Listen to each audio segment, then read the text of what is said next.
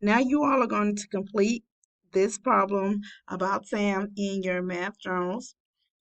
Make sure that you focus on the important information in the problem as well as finding those action verbs to tell you whether or not you're going to add or subtract.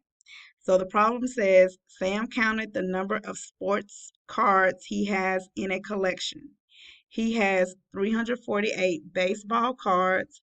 He has 151 football cards. He has 293 basketball cards. How many more baseball cards than basketball cards does Sam have in his collection? Now, this particular problem is not a multi-step problem. However, this problem has some information in here that you need to pay close attention to that you may need or you may not need.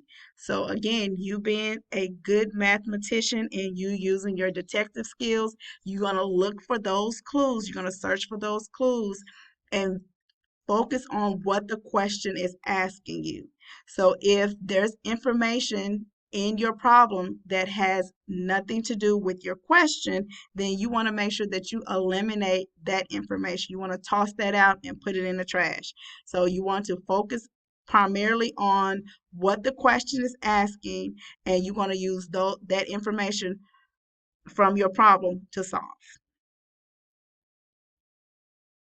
And please check with your teacher to make sure that you answered it correctly. You can place your response for your answer in Schoology on the discussion board to see if you have answered it correctly or solved it correctly or not.